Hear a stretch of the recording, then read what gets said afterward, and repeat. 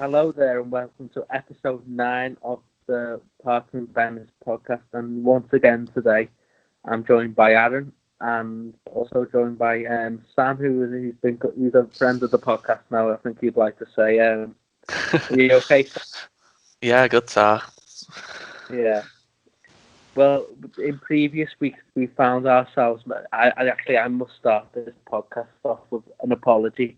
I believe in the last podcast I was particularly drunk, so I must put out the statement of apology that I was not in the Super Bowl place for the Statement last of regret. podcast. I am fully sober. I'm fully sober tonight. Everyone would be glad to know. And also, previously we've just been going through the results and talking points, and I think Jordan, this will probably touch on the results so far and what's to come for these teams. But I'm not going to say we're going to do a tier list because it's not. Well, it is a tier list, but we're doing a sort of a, a judgment on every Premier League manager. We might go into strikers or defenders in a few weeks or wherever we feel topical. But tonight's we're going to be starting by Premier League managers, talking about them. We've got categories for each manager. So I think this is the point where I'll tell you what the categories are. So we've got world class, great, good, average at best, terrible, and then we've got a sort of a caveat of it's too early to judge. So they're the categories. I think me, Aaron, and Sam are going to be ranking every Premier League manager, and it should be fun. I was going to ask Alfie to come on this podcast, but one really particular thing, though, he would annoy me with this. He'd probably still put Manuel Pellegrini in world class, but I'm not going to ask him. So, even though he's not even a manager anymore, and his Real Betis team got absolutely smashed the other night by Getafe, so unlucky, Alfie. So we're going to start off, and the first manager we're going to be talking about tonight on the podcast is Brendan Rodgers. Now, well, we're going to start off with Aaron, then go to Sam, then to me, of where we're going to put Brendan Rodgers. Aaron, out of the categories we've stated, where would you put Brendan Rodgers? If you go back to last season, I would have been convinced he goes in great. However, now I'm not so sure. So I think I'm going to put him into good, just because I feel like he's shown a bit more inconsistency since the first half of last season. I think he's obviously a good coach, but I think it's slightly difficult to tell at this point. He's obviously started this season very well, but equally he started last season very well. So I think good's probably fair, but towards the higher end, you couldn't really argue with either good or great. But I'm gonna sit my neck on the line and say good for Brendan Rodgers. Okay, so you're saying Brendan Rodgers is just a good manager? Yeah. Right, that's fair enough. Sam, what would you say about Brendan Rodgers? I'd say, first of all, thinking about it, great is quite a strong word to describe Brendan Rodgers, but I'd still have him in that second category, I think. But I think for Brendan Rodgers, for me, his teams are always in and out of form, with the exception of Celtic, where we just walk the league every season. You notice with Liverpool and with Leicester, his sides are very much sort of confidence based. They'll go on one great run, and then the next 10 games they'll lose, and then win the next 10 games, and almost to some extent at Swansea as well. What I think he's great at coaching plays. You've seen some of the plays he brought through. He brought Coutinho through, Sterling through. He made Suarez absolutely fantastic. Sturridge as well. And then even at Leicester as well, Ashley Barnes is looking good. Jamie Vardy's sort of changed his game a little bit and has become more of a poacher and is looking really good. So I think in terms of man management and as a coach, he's great. Where he lacks is in big games. There's countless big games with Celtic that he was just useless in Europe, and that's not improved with Neil Lennon, but doesn't change Brendan Rodgers' record in Europe. And then the same with Liverpool in the group stages, and then also in the FA Cup as well. I remember semi-final against Aston Villa in the League Cup with Leicester. They should have absolutely walked that. They got beat. Semi-final against Aston Villa in the FA Cup with Liverpool, got beat to a fast inferior side. So I think Brendan Rodgers' downfall comes in big games, really, and as a tactician. But I'm going to put him in that second category down that we're calling great. Right, okay.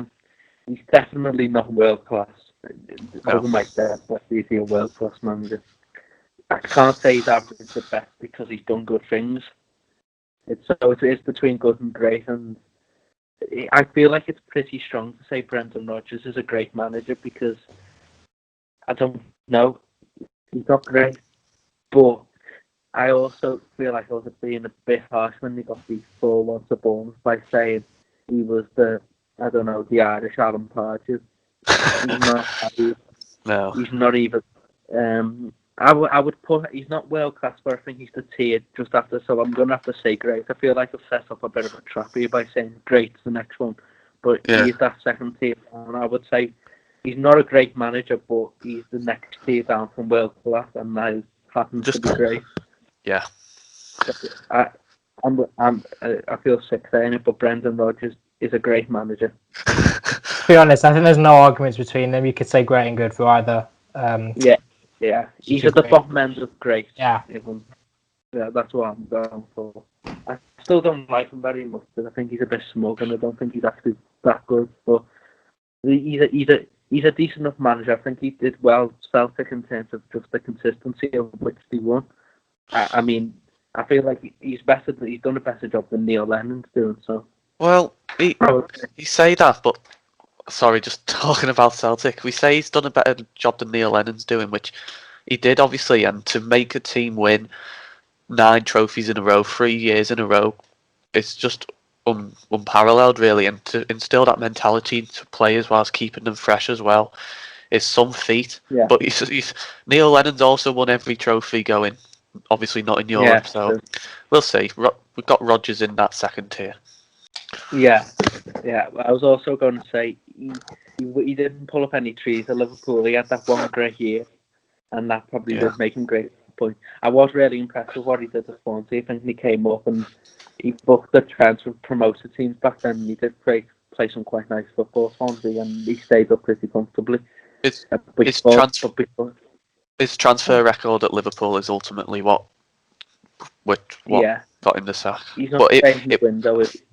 And also, he was there at a time when we hadn't quite got this transfer committee thing sorted. We didn't know whether they were his signings or they were the club signings. It was a bit hit and miss.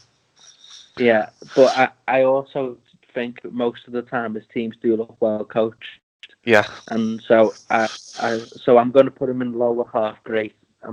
He's nowhere near world class, but he's not just good because he's the next tier up from that. So that's done on Brendan Rodgers. We're now going to talk about Aaron's favourite manager of all time, who I know he absolutely loves, and he's got pictures of this bloke on the ball, Dean Smith. Aaron, where have you got Dean Smith? I will maintain that Dean Smith is probably the worst coach in the league.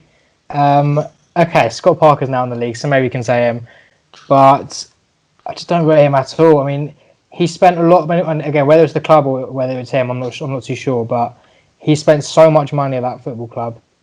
Last season, he stayed up pretty much because Watford and Bournemouth were terrible, and I think this season is going to say a lot because unlike last season, I do like a lot of the business they've done. I've never spent a bit, but I'm a big fan of Ollie Watkins. I like the signing of Matty Cash. Ross Barkley has turned out to be a good signing. But the goalkeeper. Yeah, I like Martinez as well. So they've got a good enough squad. But I still don't think they'll finish above 15th because I just don't rate Dean Smith. And while they'll probably be a decent season, I'd argue that they're, in terms of individual players, they're probably better than quite a few. So for me, Dean Smith's definitely in poor because I just, like I said, I don't rate the guy whatsoever. But you're saying Dean Smith, according to the category of God, he's a terrible manager. Terrible, yeah. Yeah, Sam, where have you got Smithy? I think Aaron said most of what can be said. I'm going. Feels harsh to say because he's a Premier League level manager, but I'm going terrible as well.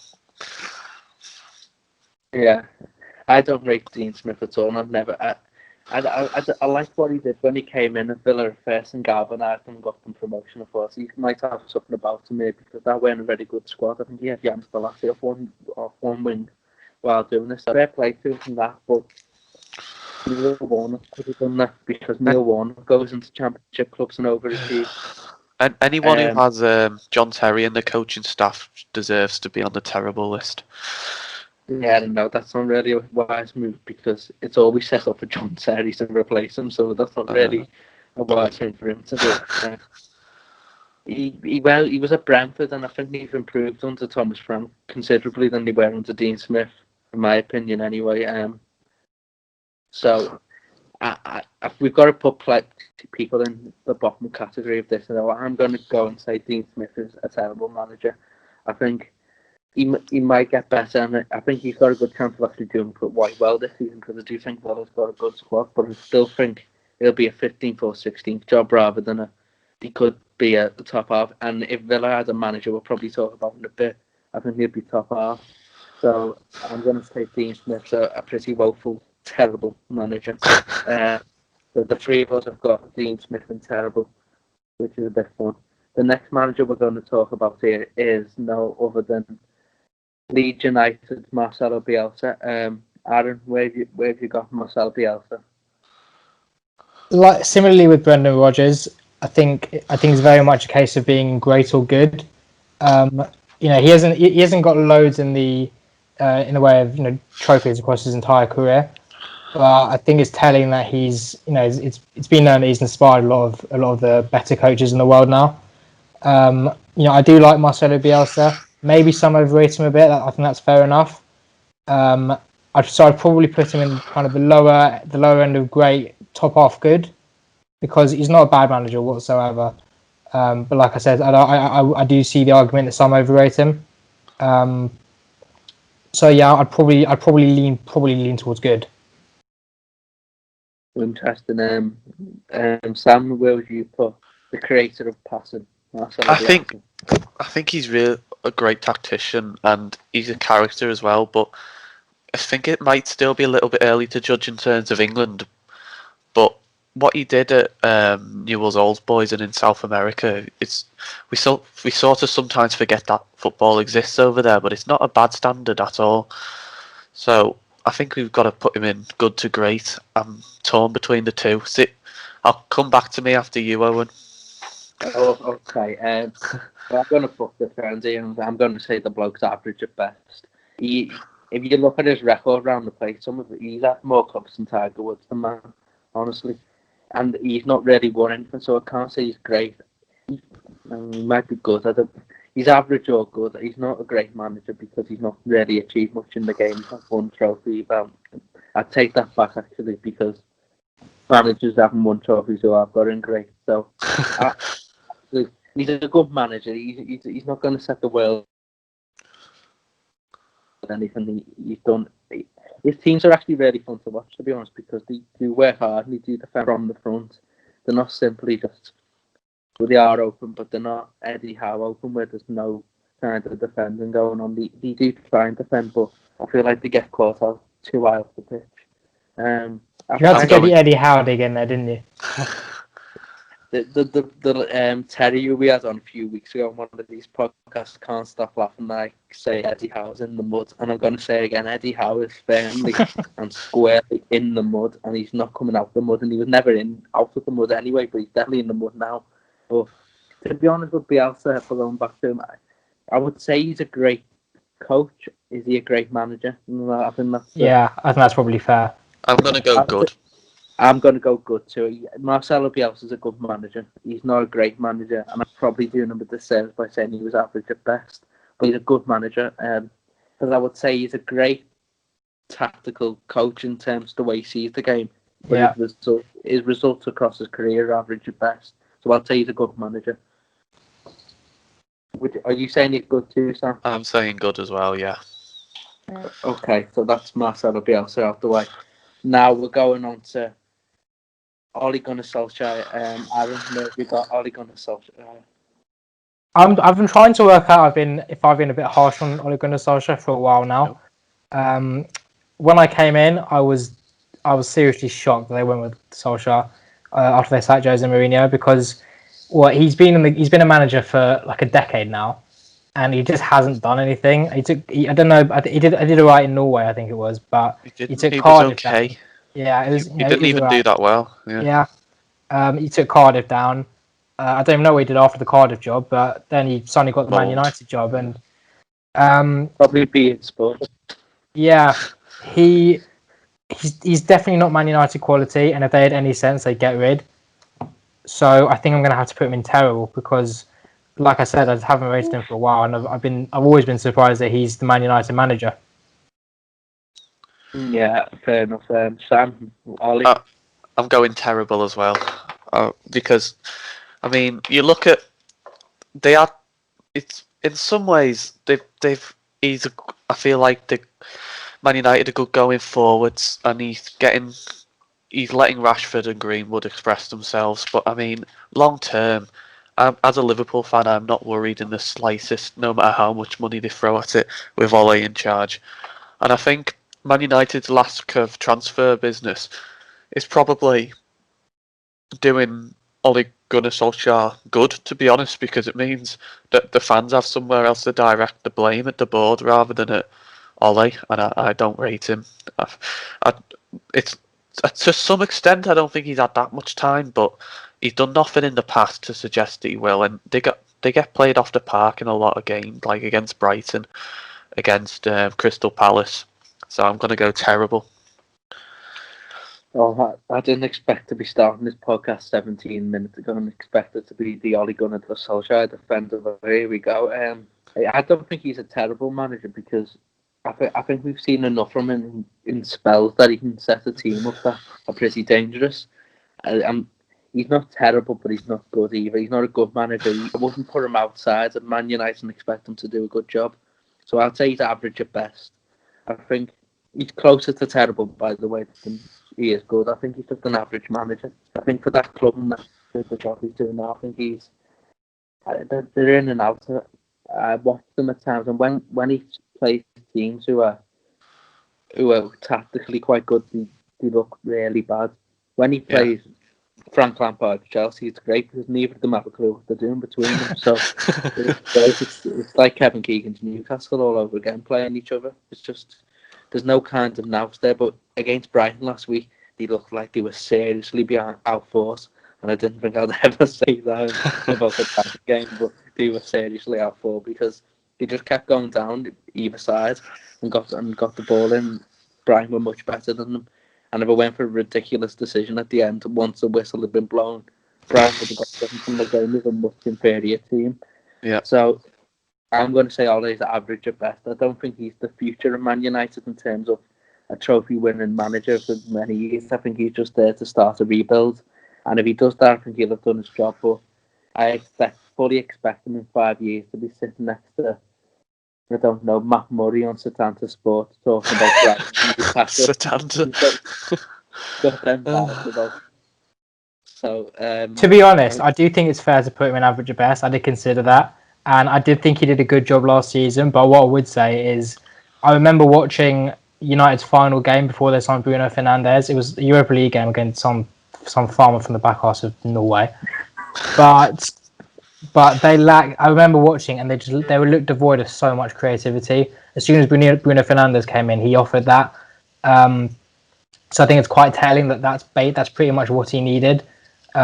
Which is again maybe that's what he needed, and that's why he should go in average at best. He just needed the players, but I think it's certainly between those two categories.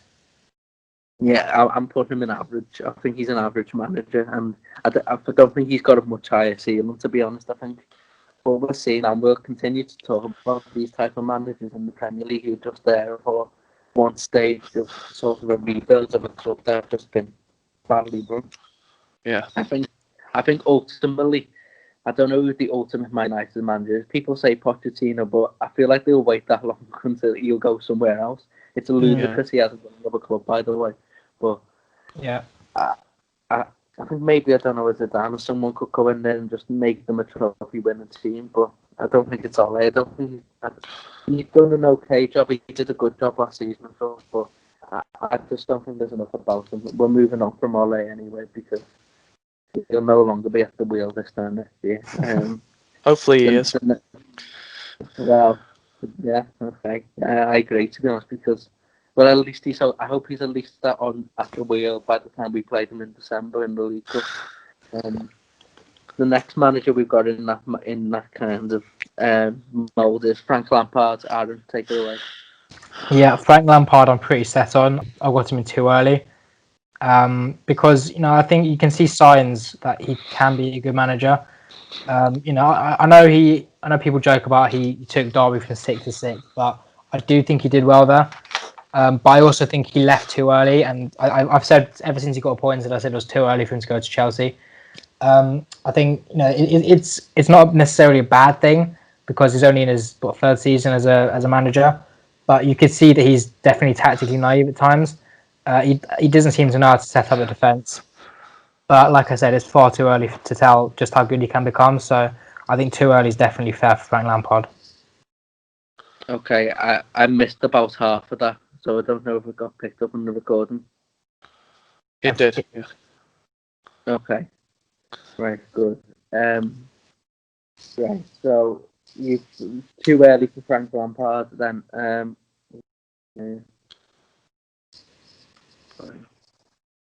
For me, I think Frank Lampard will. Yeah, too early is probably the right answer. But if I had to go one, I'd go. My Chelsea supporting flatmate will go mad and probably burst in. But I'd probably go average at the moment. He could well go on to become a good manager, but I think he's quite naive in terms of.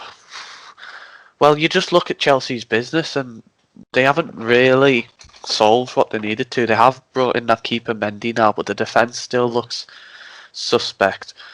Time will tell whether the set piece defending has improved, but for me, I just think it's too early to tell. But I've not been that impressed at Chelsea. What he did at Derby was better than what he's done at Chelsea, in my opinion.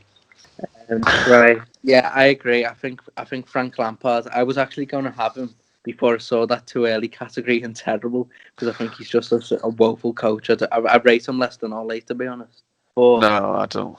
I don't rate him at all, mate. I just every time I've seen his team, I've really been impressed by them. But I do agree, it's probably too early to judge him in terms of this season and what going forward. So I will put him in too early, but I'm not a fan of Frank. I just think they could do so much better with the players they've got. There's so many good coaches out there who would improve them. I just think Frank's a bit of a sentimental appointment.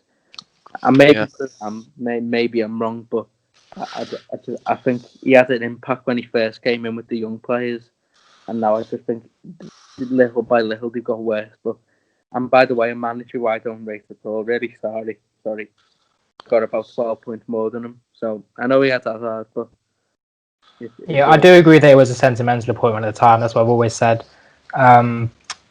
But yeah, I do definitely think it's too early. I mean, I also don't think he's going to be the man to take them forward. It's more of a rebuilding job with all the young players. But even without the transfer ban, all the players they signed this summer, it's kind of stopping the young players from getting much of a chance. So it's definitely an interesting one to see.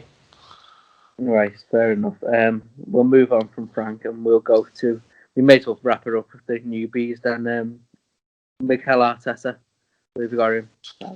Yeah, Mikel Arteta is pretty much the reason we've got the too early category, to be honest. Because it is too early to say. He's been in charge since, I don't know when it was appointed, March, was it? February time? Yeah, that's not a lot. Yeah, that's not a lot of time whatsoever, and he's still won 2 or 3 trophies, if you can, including the Community Shield, I think it was. So there are definitely signs of a good coach. I do think he's going to become a very, very good coach. I like how he's noticed that Arsenal don't have a good defence and have set up more pragmatic in recent weeks. So yeah, definitely too early to tell, but will become a great manager for me. Yeah, Sam. Obviously, it's the too early one, but from what I've seen, I've been quite surprised in terms of how flexible he is defensively.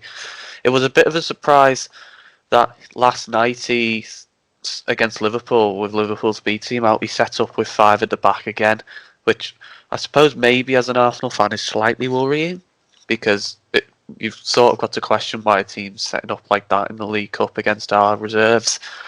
But I think, it's too early. But I have been impressed, though, from what I've seen. Just utilising the front men, isn't he? He's playing to their strengths. Yeah, I just can't stop laughing at that team of Arteta's team. We get for the soccer aid and there's 7 defenders on. Amazing. No, do you know when he first came in, and I think he replaced Ljungberg but he was on interim with Ljungberg, and then Arteta came in. And I thought these won't get 5 points between now and May because they can't defend, and he's just going to play the Pep way. But no, he really has surprised me in how flexible he's been. He's recognised that there's points to be gained in the Premier League by being hard to beat, and he's made them quite hard to beat. But I wonder how we'll take it on and going forward in terms of his attack, because I don't think that's exactly what he wants to do. But I think he's just been really flexible. I think he's done a really good job so far. I think that there'll be a turning point from when he does get back with more money, what he does then, because it might go the other way for him. But at the moment, I think he's using the front men quite well. He's getting them to be as effective as they can, and then they really know how to defend. With defenses who aren't amazing, but just know the roles in it. So I think he's done a good job. I'm putting him in too early because, like I said, it could go either way with him. But I think he's done well. I think it's quite interesting how you say we'll see what he does when he gets more players, because you can see, for all we say he's playing defensively, every time the goalkeeper gets the ball, they try to build out from the area, and at times, especially against Liverpool anyway, against our pressing machine, it's suicidal. But against lower teams lower down the league, we might start to see them be a bit more expansive. Yeah, I think I can tell he played under David Moyes for 8 years, watching some of his teams. Sometimes with Jesus Christ, he's rather look defensively, but I think he'll do well. But I think it's a bit too early at the moment, and so we'll ultimately see with Mikel Arteta. But I think we can all agree so far he's done a good job, and it's still too early to really put our colour to the mass of whether he'll be good or not.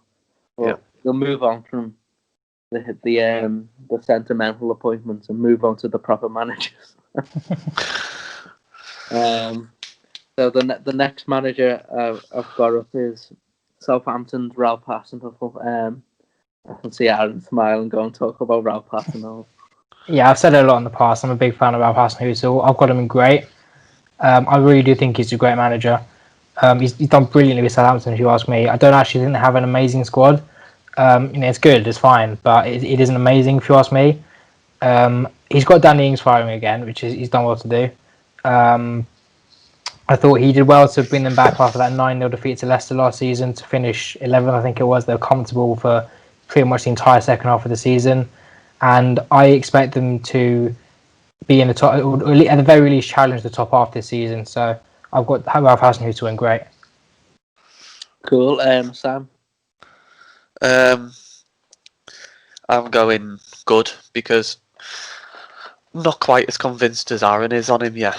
Because he's only been there a year, but they weren't fantastic the whole season, Southampton. What I liked was when they were counter-attacking, they seemed to have brought in, what's his name, sorry, the replacement for Shane Long, who plays up front. Shea Adams, yeah. He's an upgrade on Shane Long, and if Shane Long could finish, they'd have done a lot better in previous seasons. Danny Ings obviously is a great signing. I don't know if it was Hasenhüttl himself who made the signing, but he's really got the best out of Ings, and I can't see Southampton going anywhere. And they're a mid-table Premier League club, so I'm putting him in good. Okay. This is where I wish there was a category between great and good, because that's where I was having. I think he's a really good manager, to be honest. When he first came in, I wondered about his suitability, because I thought he was a bit too gung-ho, and I thought these need a stability for a few years, because they've had manager after manager since Poole who's been pretty poor defensively, and I think if he could have just sorted the defence out, he would have been a stable club. But he's done that as well, so that's why I think I would actually probably say he actually is a great manager because sorting that defence out from where it was and to make them look such a comfortable team is really a mark on his card because I think they were hopeless before he came in. I know they conceded 5 goals to Tottenham in the second half or whatever the other week, but he played Burnley last week, and Burnley can be difficult to play against with all the balls going into the box, and he dealt with it all really well. I think going forward, he play with fluidity. I think he work hard in the midfield. I think Ward-Prowse is quite underrated. I know he got in the England squad and people don't like him, but I think he's a really good system player. I think that I don't really rate many of the defenders, but they seem to work when he gets them defending well. I don't know if Ryan Bertrand still starts him because I haven't watched him that much, but he's a really good left back. Vestergaard's good. And anyone who stays in the Premier League with Alex McCarthy and goal, Jesus Christ, what a woeful keeper. But I think I'm going to stick my neck out on the line here and go say Ralph Hasenhüttl is a great manager. And I really like him, to be honest. And I hope one day he gets a bigger team than Southampton to see where he can take a team because I think he's really good. Because he plays 4-4-2, what's not to like? The next manager we're going to talk about is Aaron's favourite manager, I think, possibly in the world right now, and that's Graham Potter. Yeah, I think this is definitely the first very controversial one that we'll see big disagreements for. I've got Graham Potter in good. I'm not going ridiculous. I'm not going great, but I think he's a good manager. I think he's definitely improving Brighton. You can see in their performances that they're playing very, very well. They're playing a good style of football. I like a lot of their defenders. So I like to see how Potter kind of utilises their defenders. Essentially, I think they're one clinical strike away from being a very good outfit. And a lot of that is down to the start that Graham Potter's kind of instilled into the team. So I think he's a solid manager. He'll only get better for me. So I've got him in good. Okay, cool. Sam? I've gone for good as well. I just think what you look for with managers is progression, and that's what we've seen in the last couple of seasons. Obviously they're far from the finished article. They need to improve goal scoring, don't they? Whenever they play well, they never seem to actually finish. Trossard hit the bar about 3 or 4 times against Man United. So there's that, but I think everything's pointing in the right direction. He's not spending loads of money. They're recruiting well. Lamptey was a good recruitment from Chelsea, considering Bayern Munich have been linked with him now. So I think the only way is up really for Brighton from here. I'm going to save the weekly date Graham Potter updates. He's average at best. We knew that was Good, coming. by the way. Good. Oh, all right. So you're saying he's good. I'm saying he's average at best.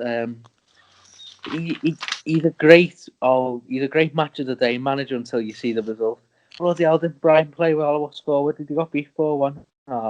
Poor Brighton. He's going to win 4-1 tomorrow. Now I've said that. I'm fully aware they're going to win tomorrow, so don't need anyone flipping this up. But I don't think he's that good. I think the thing with Graham Potter is I've never liked him, so I'm never going to start liking him. Even when he's won his 4th Champions League, I'm never going to like him. I'm just going to battle on in there. I just wanted to interrupt you for a sec. Yeah, this is probably going to go after the Everton game. So yeah, Graham Potter's a wonderful coach.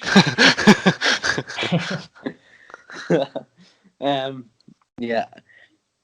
His teams are. I actually wouldn't be surprised if they beat us, to be honest, because they do seem like a shock type of team. But I don't know. I just long term, I just can't back him because I've never liked him. And so even when him and Eddie Howe are in the 2025 Champions League final together, I'll be battling in there the agenda. No, to be fair though, I do agree with what I said before about the difference between like Savale and Potter.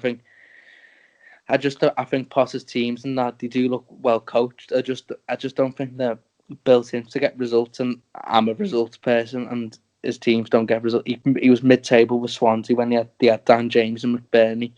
Steve Cooper finished in the top 6. So for me, he's not a great manager. but he's a very good coach. I will say that, because I do think, I actually think with better players in a better team, he might do well. I think the problem with him is, as I've always said, is getting his teams to get results regularly, and also just I don't know. I think there's something that I don't like about him, and I think it's because he probably replaced Chris Hughton. If he probably went to any other club, I probably wouldn't mind him. But I'm sticking on in there, battling on, and I'm putting him in average at best, because I've got to put some people somewhere. He's not as good as the manager I think I've got him good. So I'm sorry, Brian fans, but he's average at best. Next coach we got is Slaven Bilic. Aaron. I've got Slaven Bilic and terrible. So I apologise, West Brom fans, but yeah, I don't rate Slaven Bilic. He did well last season to have been the backup, but he's even at West Ham, he wasn't good defensively really ever. I mean, I'm not sure how it was in the year they finished 7th, but definitely after that they were no good defensively. I do actually think they could have a chance of staying up if they recruit a striker, but I think he's just not very good, to be honest. There's not really much more to say. I do think they'll struggle this season, and I can see Slaven Bilic being sacked before the end of the season. Right, Sam? He's between terrible and average at best for me, because, I mean, he has brought West Brom up, but West Brom had a good squad. They had a bit of a Premier League squad, really.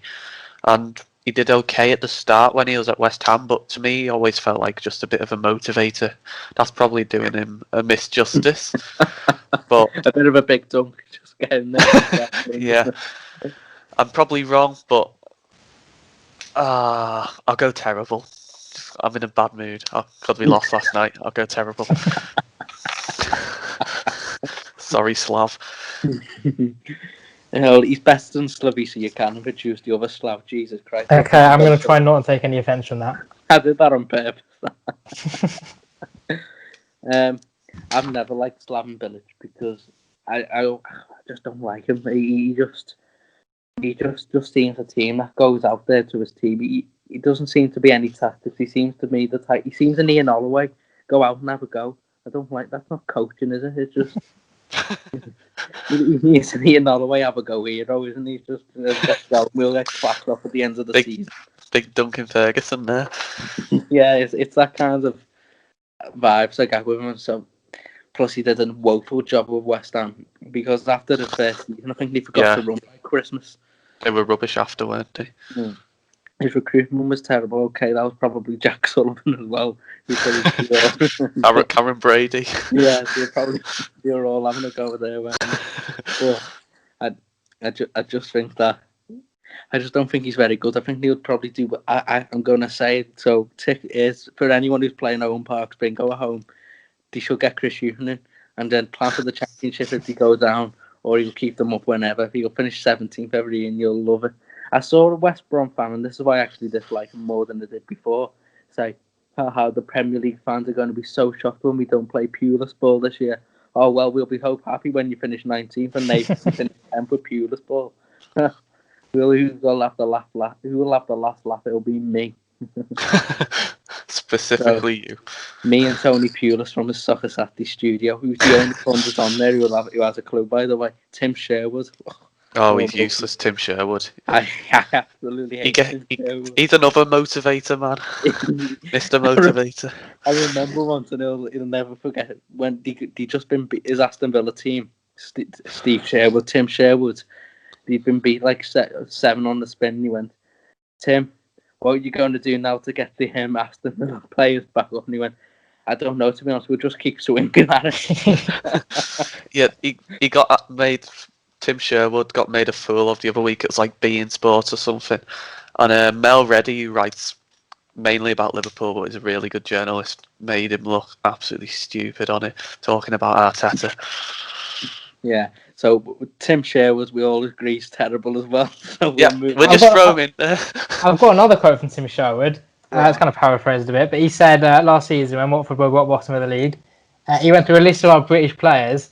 Said they've got a bunch of They've got a bunch of British men and that's why they'll stay up. Something like that. Oh, That's up there with he spent Richard too much Keys, time a with proper Richard man. Keys, yeah. Proper bloke. He's a bloke. Proper bloke. Right, that's our weekly laugh about Tim Sherwood and Richard Keys. Even we talking about Slaven Bilic, I've got him in terrible as well because he is terrible, and I don't like him because I don't know why don't I like. I just don't like him. So He's terrible, maybe. yeah, because he's terrible. Another manager we all agree is terrible is Scott Parker. Too early. Yes, I would. I am torn between those two categories. It's definitely either terrible or too early because ultimately he was only appointed. His only full season was last season, so I can't see too early. But I've not been impressed at all. He can't set up a defence at all. I'm not seeing much going forward from the little I've seen of Fulham this year. So yeah, I've got Scott Parker in terrible. Yeah, I've got him in terrible. Sam, too early. I'd say defensively, absolutely terrible, but too early for me. Okay. In 6 months, I'll come back to you and you'll say he's terrible when he still hasn't got a point on the board. But Probably. Anyway. Yeah. Oh God, who've we got now? Jesus Christ. Aaron, Roy Hodgson. For me, and this I don't think it's going to be too controversial. For me, Roy Hodgson is just one of the just solid managers in the Premier League. If he is in charge, you're not going to go down. You might not do anything special, but you're not going to go down. I've got him in good. I think he's just a solid Premier League manager. Okay, Sam. Good, but I think if he was to go to any top club again, we'd be quickly calling him terrible, and that's all I have to say on Hodgson. So I've gone good, and I hope that satisfies you. You were going to be kicked off the call if it was any lower. No, I can acknowledge with a mid-table team, he's alright. He does a good job.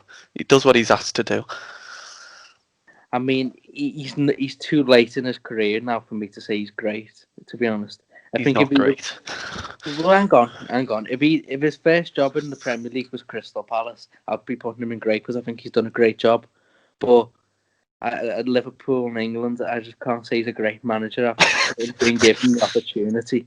Yeah. And balling her up, to be honest. So I can't put. I think you've done.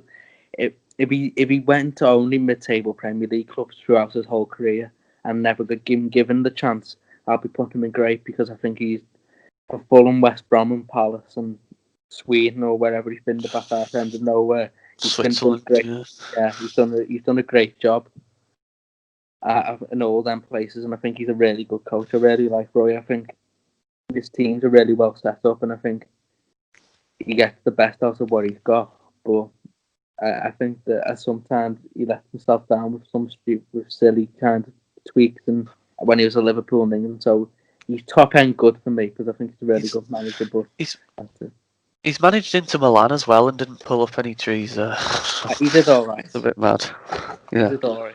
He's been to. He got. Hang on a minute, didn't he get them to a European final? No, it's Fulham. No, he's been to 2 European finals. It might have been somewhere else. It might have been with Udinese, you know. Yeah, it could have been. No, I mean the only thing I know about Roy Hodgson abroad is he's one of the many managers to be sacked by the Pozos. Really? Yeah. They've got a WhatsApp group somewhere, haven't they?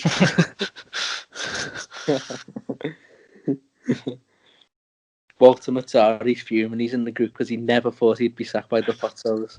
He's the only manager to receive an initial 3-year contract.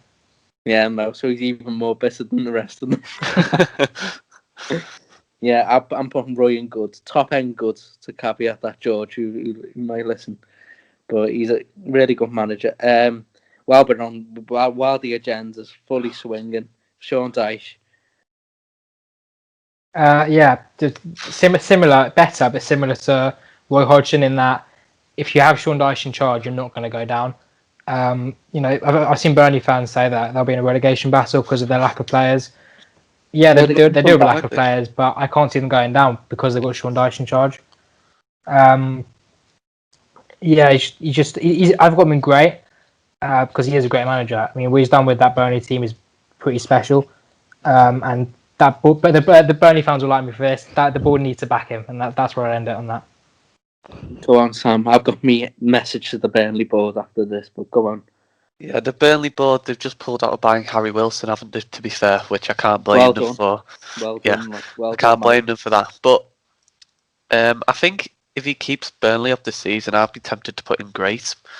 But he's between good and great for me, because if you look, Burnley's budget has been absolutely nothing the last few years. In the last 5 years, he spent 100 million, which is nothing really He's these got a lot of days. though. And You look that's not at net Ian spend. Gray. Yeah. So I know you're the man on Dyke, Owen, but for me, just great. Yeah. Just about great. Right. Go and get your cup of tea while I talk for half an hour. You've been waiting for this. Yeah. Welcome to everyone for this week's John Dyche propaganda session. John Dyche is a great manager, and there's no other argument about it. For what he does there every single year, squeezing everything he's got out of that team, it's astounding, really. He started the season off with Jimmy Dunn and Kevin Long as the centre backs, and some people expect them to get results. I think Tarkowski's back now, and he's not going, so that's some positive news for them. And Ben Mee will be back after the international break, but he's a great manager. I think they finished 10th last season with nothing. Half of the players were injured from January onwards, and they finished 10th. He's finished 7th before he's took them up. Okay, they went back down because of the real limited squad, but he took them back up and kept them there. And then Europe, and then they had that wobble in the Europa League, but then even then he took them back and they started firing again.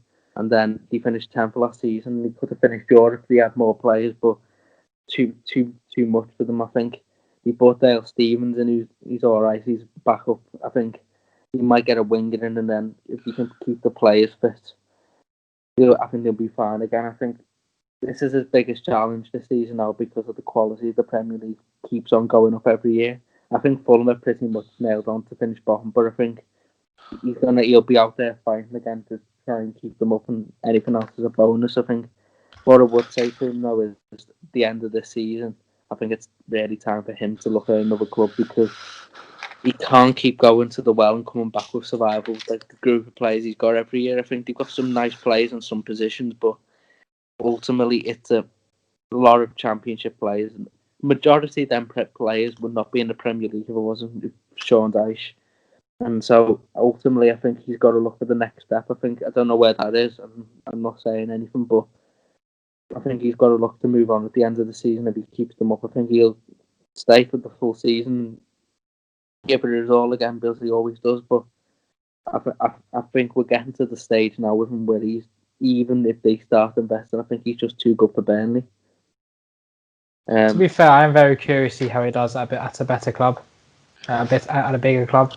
You need to adapt because everyone in football needs to adapt when there's a change. But I think he's got a lot better chance of adapting than Eddie Howe would have done anyway, because I just think he's a better coach. There's always a comparison to Eddie Howe, isn't there? Yes, because Eddie Howe was at his club for a similar amount of time. That's the only comparison in terms of adaptation. I think Eddie Howe's next club will probably be West Ham.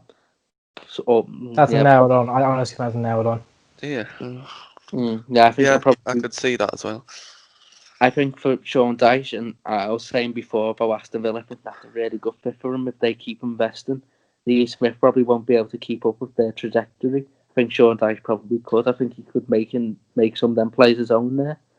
Maybe buy a couple from Burnley, and I think he'll be really good with it. But I think at some point Sean Dyche is going to need to look and think, it's time to move on now, because I think even if they say, "Oh, here's some money," I think his level's moved on from battling, and I think he's a good manager, and I think his team's set up very well.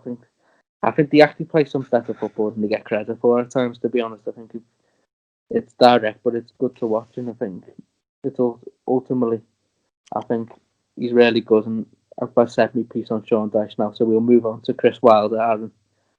Yeah, I've also got Chris Wilder and great. I'm starting to be a little bit more torn on this, because obviously Sheffield United have started really poorly, but last season they were excellent, and it's just what he's done at the club since they're only League One in 2016. He's done an incredible job to get them to the Premier League. What they did last season, challenging for Europe, was also incredible. I think that they've just signed Ryan Brewster, and if he can prove he's a Premier League goal scorer, I think he'll be the difference between relegation battle to a solid mid-table finish. And for me, that's pretty much what Chris Wilder needed, because he's a motivator. He keeps them organised. The team's well drilled, and they play a good style of football. So I'm a big fan of Chris Wilder, and I'm hoping that they do stay up. Okay, Sam. I think if he does it for a couple more years, I think I'd put him next to Dyke. But for now, I'm just going to put him good. But I love how sort of innovative he is. You don't expect a team coming up, Sheffield United from the Championship. If you haven't watched them in the Championship, you don't expect them to be playing with like overlapping centre backs. And I think that's what could prove positive for Sheffield United this year. I think they've been in terms of overcoming opponents and finding new ways to play unless they're getting worked out. I think Wilder's a great manager. But in terms of this season, yeah, I think you're right. Brewster's going to be key to them staying up. I think, because the start of this season they've been unlucky. But if they hadn't brought Brewster in, you'd worry where the goals are coming from. Yeah.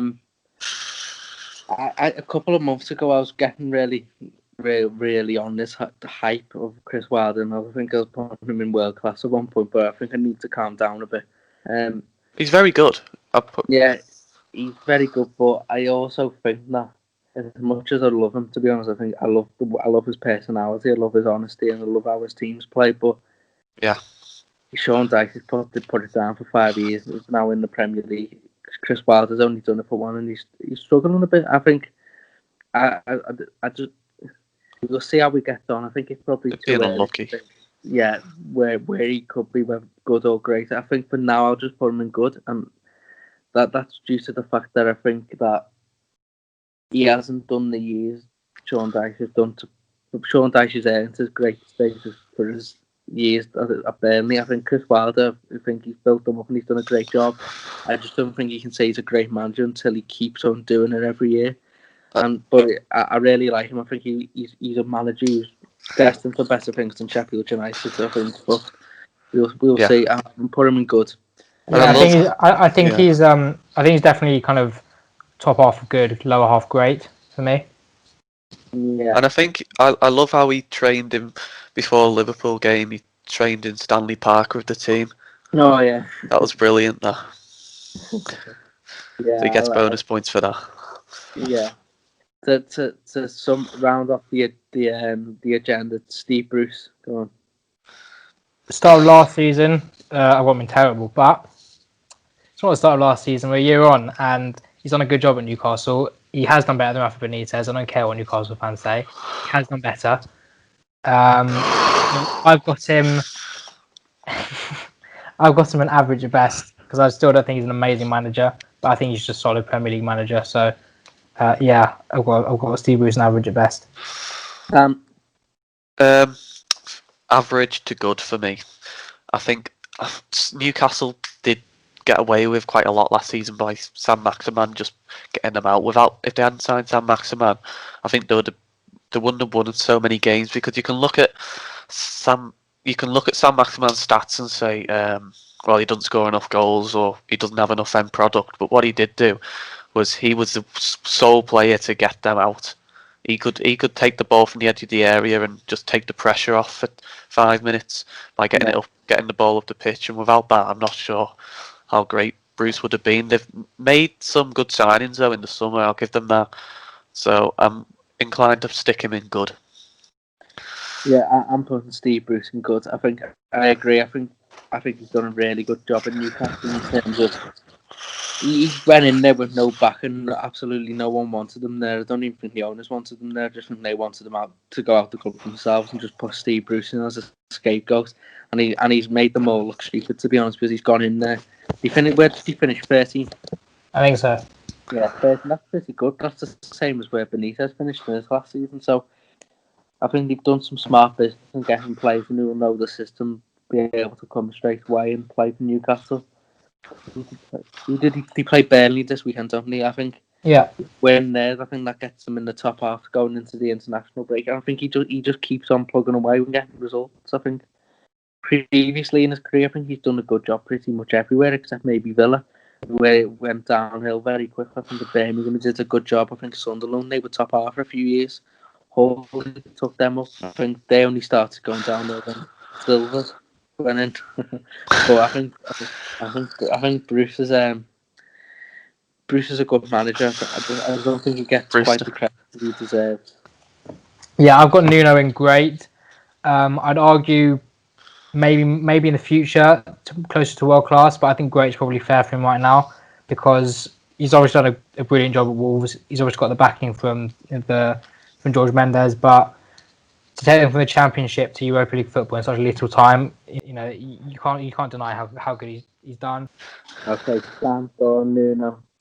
I'm gonna upgrade mine from good to great because whilst I think great is a strong word, I think he is in that second category down from world class. I wouldn't go overboard yet until Wolves make the next step up to top four slash competing for top four every year because I do think he's had a lot of backing. It helps having George A. Mendes, the super agent, bring in half the Portuguese national team. And I mean, if you're a championship manager and you've got Ruben Neves coming in, who was coveted by a lot of top teams, then you're instantly at an advantage, aren't you? But Mm. but saying that, he's used his tools and he's done it very well. I think last season they were unlucky in the Europa League and they looked like they were holding their own against the top sides. They went out to Olympiacos in the end, I think. But what I like about Nuno's teams is we'll see how they are when Jota leaves. Is that blend between experience and youth? They've got Jota's left, but gone to Liverpool. But obviously they've got Podence coming in. Podence has played a few games at the end of last season, and he looks good. And I just like the sort of blend between experience and youthfulness. Jimenez is a great striker as well. In fact, I thought he was maybe better than Jota last season. So I'm going to stick him in the second category down. Great. Yeah, I would pretty much agree with that. I don't think he's world class, and I would put him closer to good than world class because I think bar Wolves, I don't think he's done that well anywhere else. But I think at Wolves he's done an excellent job. I think the only thing that's ever annoyed me with Wolves, I think it's eased off now. But when he first came in the Premier League, everyone thought he were playing like Barcelona, whereas in reality it was more of a No. counter-attacking thing. It's always Yeah. been that, and I think that suits them. I think of Adama. I think Jota, but now Podence or the Pedro Neto or whoever on the break, I think he's got a really good setup. I think they're well drilled. I would say he's a great manager. I think he's in that category, the second category with Dyche, Hasenhuttl and then Rodgers for me. Yeah, so I think we'll move on now to who I was originally going to say was David Moyes. Like Steve Bruce, I've got him an average at best because he's kind of one of those managers that will probably be able to keep you up. I do worry for West Ham this year, and like I said, I don't rate David Moyes, but I think average is probably fair for him. Yeah, Sam. I'm gonna go average at best. I think maybe in the past he would have had a good when he was at Everton, but if you look at what they did last season, they were absolutely dreadful. You look at the squad as well. They've got Cresswell, who's quite a good left back, and some of the signings they've made. Balbuena cost a fair bit of money. Fredericks cost a fair bit of money. He hasn't torn up any trees, and they've got Felipe Anderson, who won Serie A's Player of the Season a couple of years ago. And what still gets me a bit is they rely on Mikel Antonio way too much last season. If it hadn't been for him, they would have gone down. And the only thing with Moyes is, I felt last season they couldn't get any worse. So that's the only thing. I can't see them going down because I don't think they could get any worse than they did last season. But I'm gonna put him in average at best, close to terrible. If you're looking at the last couple of years or since he left Everton, really. Yeah, I'll put him in average at best, but he was probably great at one point. In 10 years ago, he was a great manager for what he did because he was similar to what we were talking about Sean Dyche before. He got everything out of the Everton team, I think, and we played some good football. But I think Man United. I was talking to you, Sam, before that he started playing possession football at Man United, Yeah. and he's never played it before, and he hasn't played it since. So that started the decline, and then Sunderland, candidate for the worst team I've ever seen, is Sunderland team, and then at West Ham twice he's done a good job, but he's steady. But I don't think he's no longer someone who, if he left West Ham, you'd say, oh, he's a good manager, we'll get him. He's just a steady average manager, and I think that's where it's left him. I think he's okay, I think, but I don't think he's not a great manager anymore. So I'd put him in average at best. I think when he left Everton, and went to United, he was sort of. I'm not saying wasn't his fault at all, but even though Man United had just won the league, Ferguson left at the right time. They definitely had an aging squad. Johnny Evans was starting for them, and as good as Johnny Evans is for Leicester, I don't think he can be a consistent title winner in a consistent title-winning team. And all Vidic was still there. I think he was about to leave. Scholes was about to leave. So he was left with an aging squad and a squad that need renewed. And what he did, he brought in yard dogs really. Fellaini he brought in a combination of yard dogs and players who were just all hype really. Di Maria, he's a great player, but he didn't think about Actually, no, he didn't bring in Di Maria. Sorry, who was the big signing he brought in? Juan Mata. Yeah. Juan Mata and Fellaini, and he just didn't think about. I don't think he thought about how they fit in. He just thought, right, there's Juan Mata, 40 million player of the season last year. We'll go and get him. And so, from that perspective, he's just been terrible since Everton. I might change it to terrible, actually. I've talked myself into it. We'll move on from Moisey. We'll now go to Carlo Ancelotti. Aaron. Can you hear me? Can you hear me? So it's breaking up a bit.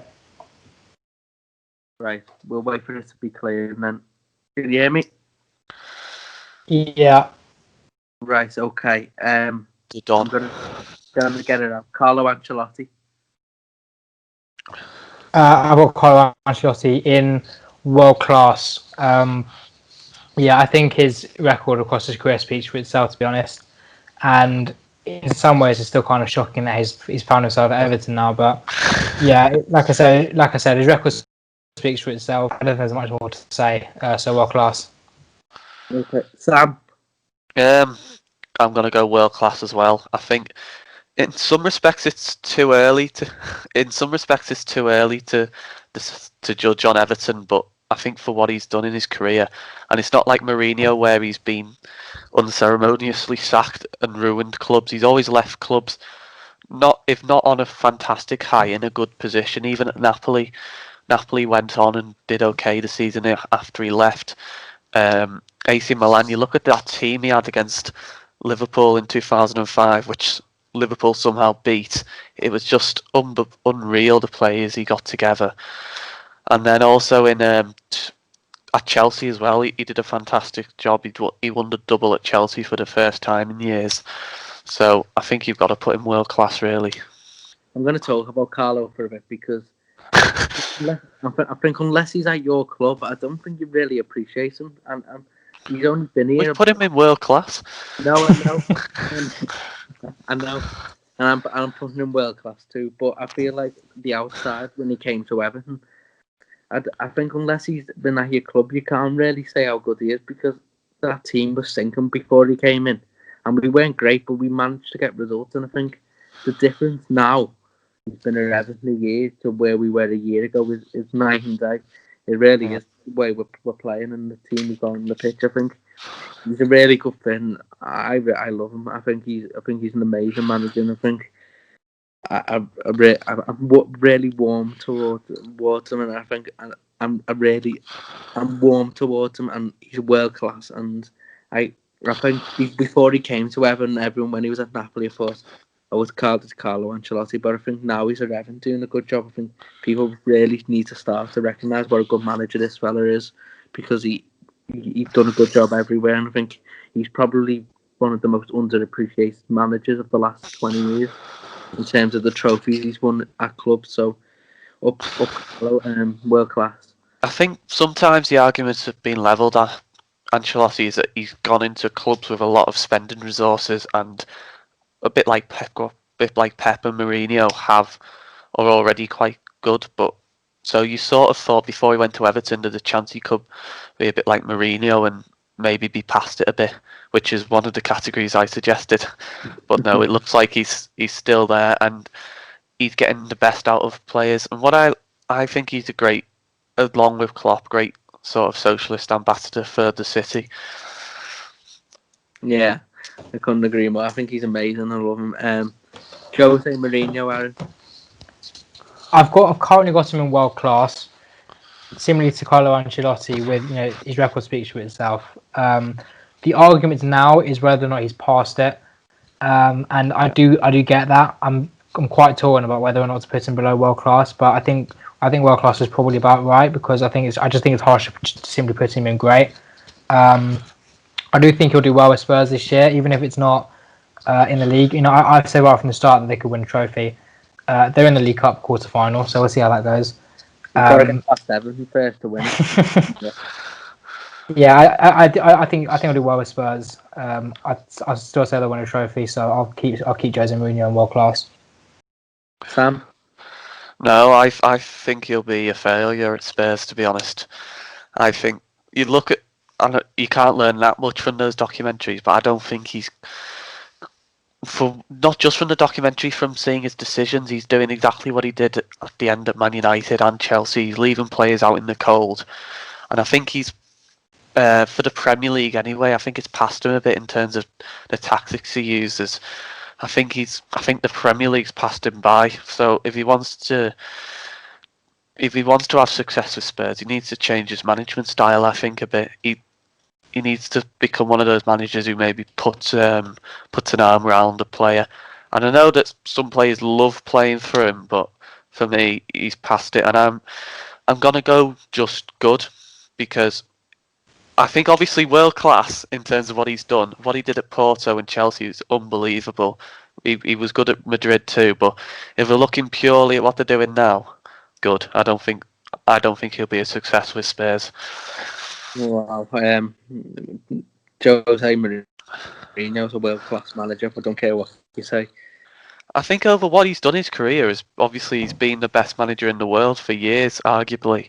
But I just don't think anymore in the Premier League he can cut it. I think it's sort of passed him by a bit, and I don't think. Talking about Scott Parker, who can't cut it anymore. He's 10 No, I don't think at Spurs he'll be a success. Gareth Bale will help obviously, but I think he'll be injured too often. I just think, and also he's not got the checkbook he does at other places at Spurs. Daniel Levy likes to balance the books more than Abramovich did, or it was a bit different at Porto, but that was 15 years ago now. Or Perez at Madrid. I just think Mourinho, or even at Inter as well. They had a lot of money as well at Inter. It was a great job. Yeah, that's what I'm saying. I think at one point, obviously, he was incredible, but I think the mood around Spurs, and from what I've seen, I don't think he'll be a success there.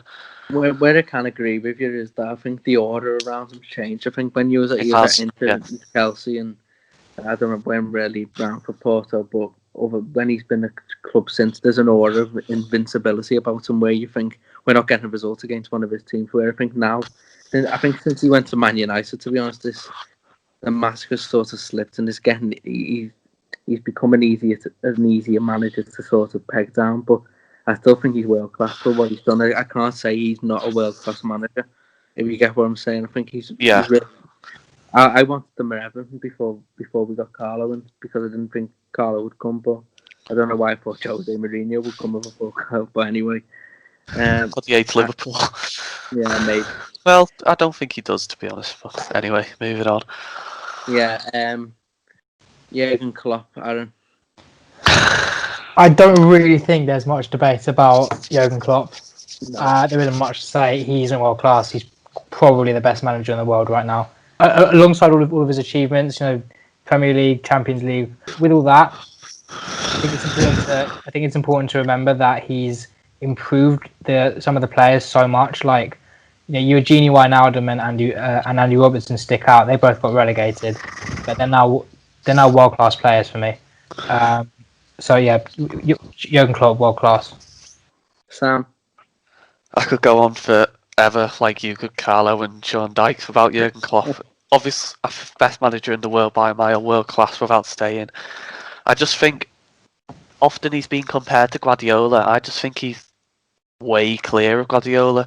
Now, Guardiola's team in about 2011 at Barcelona was the best team I think maybe has ever been on the planet. But what Klopp's doing now since Klopp has come into Liverpool, his net spend has been about 80 million. Now that's absolute madness compared to what other clubs have spent. And if you look, we've had to continually sell to buy. Even this summer, All the buying. Liverpool cliches are getting ticked off as we go along. But it's true though. We've had to. Spend. We're selling Harry Wilson and Brewster to fund Jota and Thiago, which is just brilliant business. And he's transformed the sort of mood around the club from the moment he came in, with his charisma. And people forget what he did at Dortmund as well. I think I'd need a whole podcast to talk about Klopp, but he's just brilliant as a man and a manager. Yeah, he's world class. Like Guardiola, Aaron. Like Klopp, world class. Probably one of the greatest managers of all time. Like Sam said, his Barcelona side was incredible. He destroyed the league in 2017-18. None of his achievements should be sniffed at. He won the Premier League twice in a row. Like Jose and Carlo Ancelotti, his record speaks for itself. So world class. World class, obviously, probably will go down as one of the best ever, like Aaron said.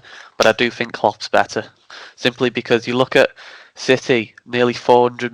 I think it's past 400 million on defenders now, and I don't think but just nowhere near the same as Klopp in the transfer market. But I mean, keep comparing him to Klopp. He's still a great coach in his own right, Guardiola, and I don't think even if he doesn't win the Champions League, his time at City's still been a massive success, I think.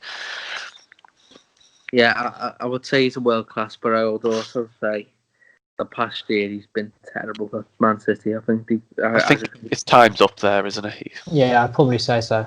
Yeah, and there comes a time for everyone. I'm not going to go too harsh on him because he's only won 2 Premier League since he's been there. But what I would say is, what about if you put him in a Championship team or or even a team slightly lower down the Premier League table without the money from Arab states that he got at Barcelona and maybe not Barcelona, sorry, at Manchester City? I just don't think he'd be the same. Now that's not to say that he's not an incredible coach, because the way he sees the game is just, he's almost like an American football coach. And there's a great Barcelona documentary that sort of alludes to how Barcelona have been in the last 15, 20 years, and what they may be moving away from a bit now with installing Koeman, is that they're almost like an American football coach in the way it went from Guardiola to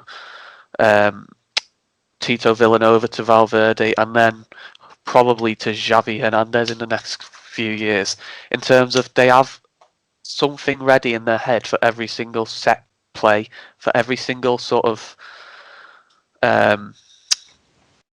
what's it called, like alternative motion that could happen in a game of football. They've got a solution, and that's what separates him from the others. I think his attention to detail and is what puts him in that elite category.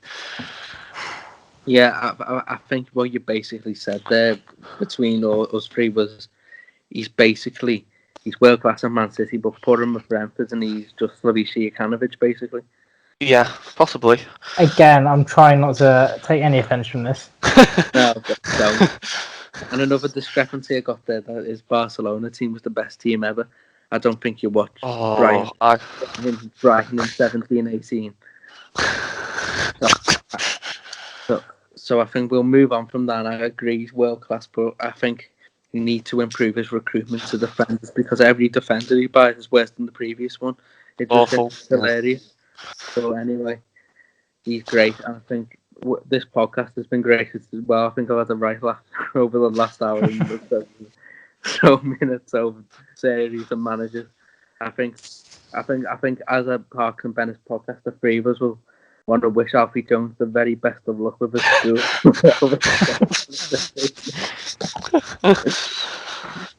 Oh god! Shout out the head teacher. Oh god! Carry on watching FIFA, Alfie. Saying that, FIFA 21's just come out. He can't start slacking on the YouTube now. No, he can't. He can't go the wrong way now. He's got to go forward. He's committed now. Yeah. Shout out to everyone. Thanks for listening to the podcast, and well done if you got to this point without turning off and me talking about Sean Dyche or Adam Graham Potter or Sam Jurgen Klopp.